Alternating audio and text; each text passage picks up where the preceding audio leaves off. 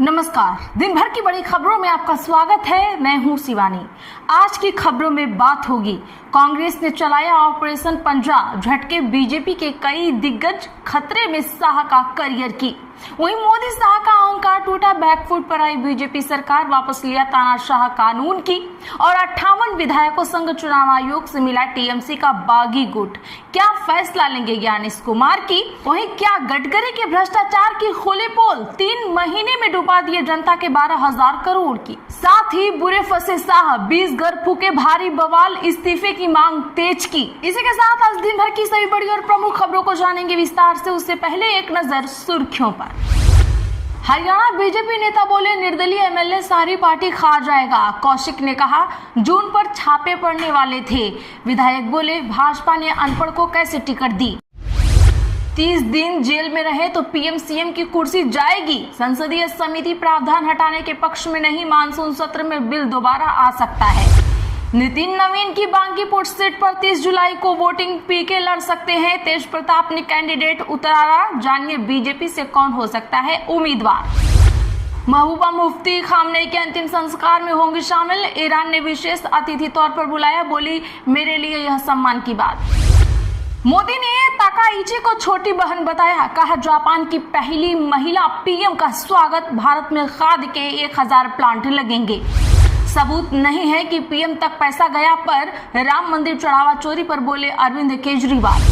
पंजाब कांग्रेस ने बड़ी बगावत के आसार, प्रधान न बनने पर चन्नी ने मीटिंग बुलाई। सवाल, क्या पार्टी छोड़ेंगे? रंधावा भी चुप, सांसद तिवारी भी नाराज। व्यापम ने एक पीढ़ी निगली, अब पूरा देश भुगत रहा। दिल्ली कांग्रेस मुख्यालय में प्रवीण पाठक बोले, सीएम की चुप्पी सवालों में। 15 जुलाई को मुख्यमंत्री निवास का होगा घेराव। खान सर ने मान ली अंजना ओम कश्यप की एक बात, अदालत ने कहा खत्म कर लो झगड़ा। बड़े अफसर से मैसेज भेजा गया, तब भारत तिवारी का एनकाउंटर हुआ। सम्राट सरकार पर तेजस्वी का बड़ा आरोप। सरस्वती वंदना और गायत्री मंत्र जैसे हिंदू प्रार्थना गाने के लिए नहीं कर सकते मजबूर, स्कूली बच्चों पर हाईकोर्ट का बड़ा फैसला। भागवत बोले, विभाजन के बाद भारत आए लोग शरणार्थी नहीं, उन्होंने संपत्ति नहीं देश चुना, ताकि बिना डरे अपने धर्म का पालन कर सकें। E20 पेट्रोल पर सरकार की सफाई, सुप्रीम कोर्ट में प्रयोग नहीं बताया, सोशल मीडिया के दावों को भी बताया गलत। चंडीगढ़ सांसद मनीष तिवारी कांग्रेस छोड़ सकते हैं, संगठन में बदलाव से नाराज, बोले पार्टी को 45 साल दिए, कुछ लोगों की इनसिक्योरिटी से ऐसा फैसला लिया। खामनेई के जनाजे में किसे भेज रही कांग्रेस? मनमोहन सरकार में संभाल चुके हैं बड़ी जिम्मेदारी।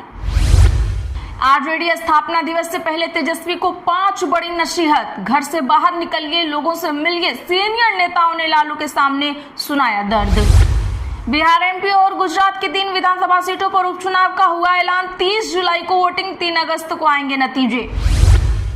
सेंसेक्स 579 अंक चढ़कर 77,502 पर हुआ बंद। निफ्टी 170 अंक चढ़कर 24,176 पर पहुंचा। आईटी और ऑटो शेयर्स में रही ज्यादा खरीदारी। चले जानते हैं अब बड़ी और प्रमुख खबरों को विस्तार से। उससे पहले वीडियो को लाइक जरूर कर दें।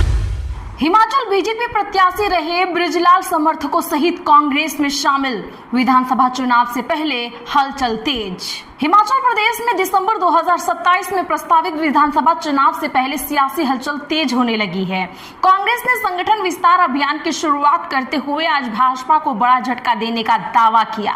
रामपुर विधानसभा क्षेत्र से भाजपा के 2 बार के प्रत्याशी रहे बृजलाल अपने करीबी 250 समर्थकों के साथ कांग्रेस में शामिल हो गए। शिमला स्थित प्रदेश कांग्रेस मुख्यालय राजीव भवन में आयोजित कार्यक्रम में पीडब्ल्यूडी मंत्री विक्रमादित्य सिंह और प्रदेश कांग्रेस अध्यक्ष विनय कुमार ने उन्हें पार्टी की सदस्यता दिलाई। वहीं बृजलाल भाजपा के वरिष्ठ नेताओं में गिने जाते हैं। वह 2 बार रामपुर विधानसभा सीट से पार्टी के उम्मीदवार भी रह चुके हैं। इसके अलावा वह कैलाश फेडरेशन के अध्यक्ष भी रह चुके हैं। ऐसे में उनका कांग्रेस में शामिल होना रामपुर की राजनीति में अहम घटनाक्रम माना जा रहा है। मणिपुर में 20 घर जलने पर राहुल ने केंद्र को घेरा। महिलाओं में जगह आक्रोश। दरअसल बता दें कि लोकसभा में विपक्ष के नेता और कांग्रेस सांसद राहुल गांधी ने मणिपुर की ताजा त्रासदी पर केंद्र सरकार पर निशाना साधा है। उन्होंने कहा कि राज्य में नफरत और बवाल की आग में कम से कम 20 घर जल चुके हैं। एक पोस्ट में उन्होंने एक समाचार रिपोर्ट का हवाला देते हुए केंद्र की आलोचना की। गांधी ने कहा कि 2 सरकारों और राष्ट्रपति शासन के बावजूद राज्य में संघर्ष गहराता जा रहा है। उन्होंने कहा कि मणिपुर वर्षों से जल रहा है और आज फिर नफरत और बवाल की आग में 20 घर खाक हो गए हैं। हजारों लोगों ने अपनी जान गंवाई और अनगिनत परिवार बिखर गए हैं। मणिपुर में जो असहनीय पीड़ा झेल रहा है उसकी कल्पना करना भी मुश्किल है। गांधी ने आगे कहा कि मोदी सरकार की विभाजनकारी नीति लोगों को धर्म, जाति, भाषा, क्षेत्र और पहचान के नाम पर बांटती है। उन्होंने टिप्पणी की कि यह मोदी सरकार की विभाजनकारी विचारधारा का परिणाम है। आज केवल मणिपुर ही नहीं बल्कि पूरे देश ने प्रधानमंत्री से सहानुभूति के 2 शब्द की भी उम्मीद छोड़ दी है। मणिपुर बेहतर का हकदार है और इसके लिए भारत को एकजुट करना ही एकमात्र रास्ता है।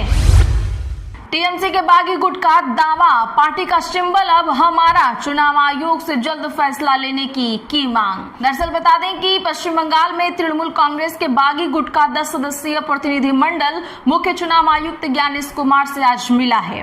विधायकों ने पार्टी में हुए संगठनात्मक बदलावों और नई राष्ट्रीय कार्यकारिणी को मान्यता देने की मांग की है। मुलाकात के बाद बागी गुट के नेता ऋतुव्रत बनर्जी ने कहा, हम ही असली टीएमसी हैं। चुनाव आयोग ने हमारी बात सुनी, उम्मीद है कि वे जल्द फैसला लेंगे। पश्चिम बंगाल विधानसभा में नेता प्रतिपक्ष ऋतुव्रत बनर्जी के नेतृत्व में ही 22 जून को कोलकाता में प्रतिनिधि बैठक हुई थी। इसमें नए अध्यक्ष, उपाध्यक्ष और 30 सदस्यीय राष्ट्रीय कार्यकारिणी का गठन किया गया था। बता दें कि 29 दिन पहले 58 विधायकों ने अलग गुट बनाया था। दिल्ली देहरादून एक्सप्रेसवे पर बड़े बड़े गड्ढे, क्या नितिन गडकरी के भ्रष्टाचार की खुल गई पोल। बता दें कि दिल्ली देहरादून एक्सप्रेसवे का 3 महीने पहले ही पीएम नरेंद्र मोदी ने उद्घाटन किया था। इस 4 लेन नेशनल हाईवे को 12,000 करोड़ की लागत में तैयार किया गया था। इस नए और अत्याधुनिक एक्सप्रेसवे से दिल्ली और देहरादून की दूरी महज 2 घंटे की हो गई है। अब एक्सप्रेसवे की सड़कों का एक वीडियो सोशल मीडिया पर वायरल हो रहा है। सड़क पर 2 बड़े और गहरे गड्ढे दिख रहे हैं। इस वीडियो पर लोग अपना गुस्सा निकाल रहे हैं। उधर कांग्रेस ने भी दिल्ली देहरादून एक्सप्रेसवे प्रोजेक्ट पर बड़े भ्रष्टाचार का आरोप लगाया है। यह मामला तब तूल पकड़ा जब एक ड्राइवर ने सोशल मीडिया पर शामली के हाथी करोड़ा गांव के पास एक्सप्रेसवे पर बने बड़े बड़े गड्ढों का वीडियो शेयर किया। 212 किलोमीटर लंबे इस एक्सप्रेसवे का उद्घाटन प्रधानमंत्री मोदी ने 14 अप्रैल को किया था। अन्ना के आंदोलन की चेतावनी का असर या कुछ और ही, महाराष्ट्र सरकार ने आरटीआई के नए नियमों पर लगाई रोक। दरअसल महाराष्ट्र सरकार ने सूचना का अधिकार नियम 2026 पर फिलहाल रोक लगा दी है। मुख्यमंत्री देवेंद्र फडणवीस के निर्देश के बाद ये फैसला लिया गया। सूत्रों के मुताबिक नए नियमों में आरटीआई आवेदन शुल्क बढ़ाने, पहचान पत्र अनिवार्य करने और आवेदन को एक ही विषय तक सीमित रखने जैसे कई बदलाव किए गए थे। इनका सामाजिक कार्यकर्ता अन्ना हजारे ने कड़ा विरोध किया था और 5 जुलाई से अनिश्चितकालीन भूख हड़ताल शुरू करने की चेतावनी दी थी। सूत्रों के अनुसार मुख्यमंत्री देवेंद्र फडणवीस ने महाराष्ट्र के मुख्य सूचना आयुक्त को हाल ही में अधिसूचित आरटीआई नियमों पर तत्काल रोक लगाने के निर्देश दिए हैं। ये नियम सामान्य प्रशासन विभाग द्वारा जारी किए गए थे और 12 जून को सरकारी गजट में प्रकाशित होने के साथ ही लागू हो गए थे। पंजाब कांग्रेस में बड़ी बगावत के आसार, प्रधान न बनाने पर चन्नी ने मीटिंग बुलाई। सवाल, क्या पार्टी छोड़ेंगे? जी हां, पंजाब में 2027 के विधानसभा चुनाव से पहले किए गए बदलावों को लेकर कांग्रेस में बगावत के आसार बन गए हैं। पूर्व सीएम चरणजीत चन्नी और सांसद सुखजिंदर रंधावा अमरिंदर राजावरणी के प्रधान पद में बदलाव न होने से नाराज हैं। यही वजह है कि दोनों नेताओं ने अभी तक हाईकमान से पद मिलने के बाद धन्यवाद तक नहीं कहा है। बता दें कि यहां तक कि सोशल मीडिया पोस्ट तक नहीं डाली। चन्नी ने तो घर में समर्थकों की कल 11 बजे मीटिंग बुला ली है। ताजा बदलाव में कांग्रेस ने चन्नी को इलेक्शन कैंपेन कमेटी का चेयरपर्सन नियुक्त किया है। सुखजिंदर रंधावा को टिकट बंटवारे वाले कोर कमेटी का चेयरपर्सन बनाकर खुश करने की कोशिश की गई है। कांग्रेस सोर्सेज के मुताबिक पार्टी के करीब 10 से 15 बड़े नेता नई टीम बनने के बाद ज्यादा नाराज दिख रहे हैं। वह ठीक उसी तरह वर्डिंग के खिलाफ कैंपेन चला सकते हैं जैसे जैसे कैप्टन अमरिंदर सिंह को हटाने के लिए 2021 में नवजोत सिद्धू ने चलाई थी। इस नाखुशी की बड़ी वजह कांग्रेस का ट्रेंड है, जिसमें पंजाब में सीएम चेहरा न होने पर ज्यादातर प्रधान पद वाले नेता को ही बहुमत मिलने पर मुख्यमंत्री बनाया जाता है। वहीं चंडीगढ़ से सांसद मनीष तिवारी ने भी उनको किनारे किए जाने पर नाराजगी जताई है। उन्होंने यहां तक लिख दिया कि काश मेरे पास व्यक्तियों और संस्थाओं की असुरक्षा का भी कोई प्रतिरोधक होता। एनडीए का मिशन 360 अब डीएमके और एनसीपी सपा में सेंध की तैयारी बड़े संवैधानिक बदलाव करेगी। बता दें कि भाजपा के शीर्ष रणनीतिकार सियासी तस्वीर बदलने के लिए मिशन 360 में जुट गए हैं।